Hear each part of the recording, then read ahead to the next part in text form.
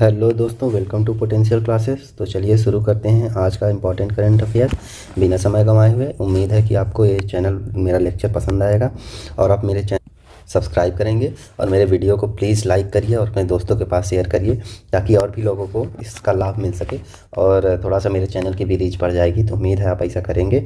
तो जितने भी लोग देखते हैं मेरा वीडियो, प्लीज़ मेरे वीडियो को लाइक करें। लाइक करने में आपका एक भी रुपया लगेगा नहीं, बस थोड़ी सी मेरी मदद हो जाएगी। आपको मुझे ये पता चलेगा कि आपको वीडियो कैसा लग रहा है। अगर नहीं पसंद आता तो डिसलाइक भी कर सकते हैं। तो चलिए देखते हैं आज का इंपॉर्टेंट करंट अफेयर। बात करते हैं पहले क्वेश्चन की। पहला क्वेश्चन है कि ग्लोबल लीडरशिप अवार्ड, वे ग्लोबल लीडरशिप अवार्ड दिया किसको गया है? तो डी.वाई. चंद्रचूड़ को दिया गया है ग्लोबल लीडरशिप अवार्ड। अब ये डी.वाई. चंद्रचूड़ कौन है? डी.वाई. चंद्रचूड़ भारत के 50वें जो है चीफ जस्टिस ऑफ इंडिया है। ठीक, भारत के 50वें chief justice of India D Y. Chandrachud है। और सीजेआई की जो है चीफ जस्टिस का जो है वो रिटायरमेंट 65 ईयर और 6 ईयर होती है। तो 6 साल में रिटायर हो जाएंगे या तो उनकी एज 62 साल हो जाएगी। ये सुप्रीम कोर्ट के जज की रिटायरमेंट की वो है। ठीक, और बात करते हैं हाई कोर्ट की। हाई कोर्ट की है 62 साल और 6 ईयर। ठीक, ये हाई कोर्ट की है। हाँ, बात करते हैं डी.वाई. चंद्रचूड़ की। तो ये अभी बहुत न्यूज़ में थे क्योंकि इनके पिता वाई.वी. चंद्रचूड़ भी एक भारत के सीजेआई रहे हैं। भारत के 16वें सीजेआई वाई.वी. चंद्रचूड़ थे। ठीक, वाई.वी. चंद्रचूड़ के समय में ही जो है आपका पीआईएल, पब्लिक इंटरेस्ट लिटिगेशन, ये पास हुआ था। ठीक, पीआईएल भारत के जो है वाई.वी. चंद्रचूड़ के टाइम पे ही पास हुआ था। पीआईएल का फादर जस्टिस भगवती को पीआईएल का फादर कहा जाता है और कपिला हिंगोरानी को भारत की पीआईएल का मदर कहा जाता है। ठीक, और पीआईएल पारित सबसे पहला पारित हुआ था जो है बिहार में। जो है कुछ बंधकों को बहुत दिनों से जेल में रखा गया था और उनको बेल नहीं दी जा रही थी, मतलब काफ़ी लेट किया जा रहा था। उसी पे सवाल उठाने के लिए पीआईएल फाइल किया गया था कपिला हिंगोरानी के द्वारा। तो ठीक है, बात करते हैं ग्लोबल लीडरशिप अवार्ड का। तो ये दिया किसके द्वारा गया है? ये दिया गया Harvard law school centre. Harvard law school centre के द्वारा ये ग्लोबल लीडरशिप अवार्ड दिया गया है। और ये दिया किसके द्वारा दिया गया है? जो मैंने बता दिया, ये कहाँ पे है? यूएसए में है। ठीक, यूएसए का संस्था है। बात करते हैं अगले क्वेश्चन की। अगला क्वेश्चन है अभी केरला न्यूज़ में क्यों है? केरला जो है इंडिया का पहला फुल्ली डिजिटल बैंकिंग स्टेट बन गया है केरला। ठीक, इसलिए ये न्यूज़ में है। अब केरला से इंपॉर्टेंट जो केरला के चीफ मिनिस्टर हैं वो कौन है? पिनरई विजयन और आरिफ मोहम्मद खान यहाँ के चीफ गवर्नर हैं। बात करते हैं केरला से। केरल में है अभी जो है इसने गोल्ड की सारी कीमतों को पूरा इक्वल कर दिया है। उसके बाद क्या किया है? केरल में ही अभी ताड़ के पत्तों पे जो लिखावट होती है मैन्युस्क्रिप्ट, उसका संग्रहालय बना है केरल में ही। ठीक, और ये केरल में ही अभी बीच फेस्टिवल हुआ है। कौन सा बीच फेस्टिवल कहाँ पे मनाया गया? केरल में ही मनाया गया है। ठीक, तो ये बात केरल में बात करते हैं केरल की। केरल में पेरियार नदी है। ठीक, और हाँ, पेरियार नदी काफ़ी फेमस नदी है। बार बार वही क्वेश्चन पूछता है केरल का से। तो ये हुआ केरल से रिलेटेड कुछ इंपॉर्टेंट फैक्ट। बात करते हैं अगले क्वेश्चन की। अगला क्वेश्चन है new memorial of British Indian army, मतलब ब्रिटिश इंडियन आर्मी का भी नया मेमोरियल बनाया जा रहा है। तो देखते हैं बनाया कहाँ जा रहा है। अब इससे क्वेश्चन यही पूछेगा कि ये कहाँ बनाया जा रहा है।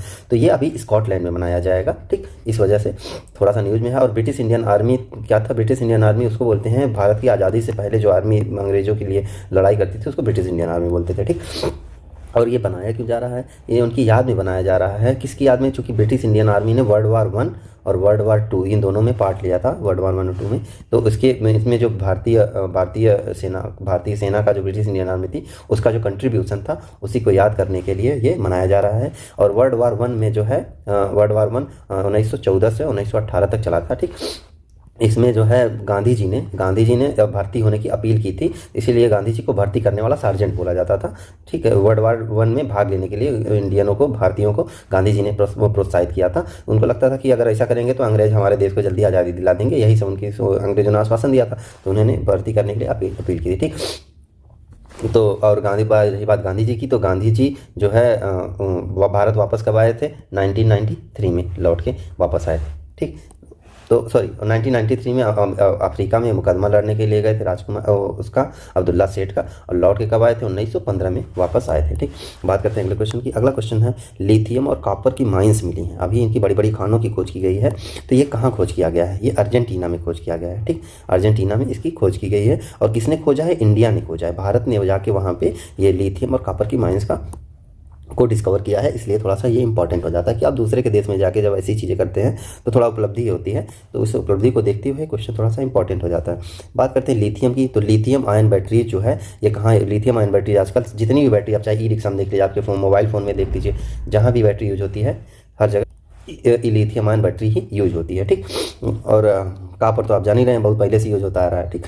तो ये बात हो गई इसकी। इस क्वेश्चन की बात करते हैं अगले क्वेश्चन की। अगला क्वेश्चन है पोलो स्टैचू। अब पोलो की स्टैचू का अनावरण किया गया है, या कहाँ किया गया है, तो मणिपुर में किया गया है। पोलो की स्टैचू का अनावरण किसने किया है, तो अमित शाह ने किया है, ठीक। अभी थोड़ा सा इंपॉर्टेंट क्यों हो जाता है, क्योंकि पोलो गेम, अब इस बैकग्राउंड से ये पूछ सकता है कि पोलो गेम का शुरुआत कहाँ से हुई थी, पोलो गेम की। तो वो शुरुआत जो है, इसका बर्थ प्लेस जो है मणिपुर में ही, भारत में ही ये गेम शुरू किया गया था। भारत के मणिपुर से ही पोलो गेम की शुरुआत हुई थी, तो इसलिए थोड़ा सा इंपॉर्टेंट हो जाता है। अब इसकी स्टैचू की हाइट कितनी है, 120 फीट है, ठीक। अब बात करते हैं अमित शाह। अमित शाह हमारे होम मिनिस्टर हैं, ठीक। अब बात करते हैं अगले क्वेश्चन की। अगला क्वेश्चन है, हाँ एक मिनट, हाँ अगला ये रहा अगला क्वेश्चन। अब स्टैचू की बात आई है तो देख लेते हैं statue of peace. Statue of peace कहाँ है, पाली राजस्थान में स्टैचू ऑफ पीस है। स्टैचू ऑफ यूनिटी कहाँ है, गुजरात में है, ठीक है, सरदार वल्लभ भाई पटेल की। स्टैचू ऑफ बिलीव ये कहाँ है, नाथद्वारा राजस्थान में, ठीक। स्टैचू ऑफ पीस और बिलीव दोनों राजस्थान में है। Statue of peace, statue of believe दोनों क्या जो है साउंड एक ही तरह है, पीस बिलीव, ठीक। तो ये दोनों राजस्थान में। स्टैचू ऑफ यूनिटी गुजरात में, आपको याद है। स्टैचू ऑफ इक्वलिटी तेलंगाना के हैदराबाद में है, ठीक। Statue of prosperity Bengaluru Karnataka Bangalore में है, ठीक। स्टैचू ऑफ नॉलेज ये लातूर महाराष्ट्र के लातूर में स्थित है, स्टैचू ऑफ नॉलेज। तो ये सारा कुछ इंपॉर्टेंट क्वेश्चन हो गए, ठीक। बात करते हैं अगले क्वेश्चन की। अगला क्वेश्चन है कि अभी छेरा महोत्सव। अभी छेरा महोत्सव, इसमें छा छुपा है। छा से एक ही राज्य शुरू होता है, छत्तीसगढ़, तो ये यहीं मनाया जाता है छत्तीसगढ़ में छेरा महोत्सव। ये फसल कटने के बाद जो है कि खुशी में किसान लोग द्वारा सेलिब्रेट किया जाता है। बात करते हैं छत्तीसगढ़ में। छत्तीसगढ़ में गुरु घासीदास नेशनल पार्क है, ठीक। गुरु घासीदास नेशनल पार्क छत्तीसगढ़ में है। अभी इसको जो है वो टाइगर रिजर्व का दर्जा देने की भी बात की जा रही थी। अब बात करते हैं छत्तीसगढ़ में ही आपका ये अमरकंटक की पहाड़ियाँ भी छत्तीसगढ़ में ही पाई जाती हैं, ठीक। और छत्तीसगढ़ की गवर्नर कौन है, अनसुईया उइके हैं। और छत्तीसगढ़ के सीएम कौन है, भूपेश बघेल है। कौन, भूपेश बघेल।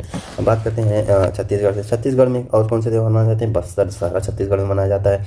ये बस्तर लोकोत्सव छत्तीसगढ़ में मनाया जाता है। मड़ई महोत्सव छत्तीसगढ़ में मनाया जाता है। गोचा महोत्सव छत्तीसगढ़ में मनाया जाता है। भीमदेव महोत्सव छत्तीसगढ़ में मनाया जाता है।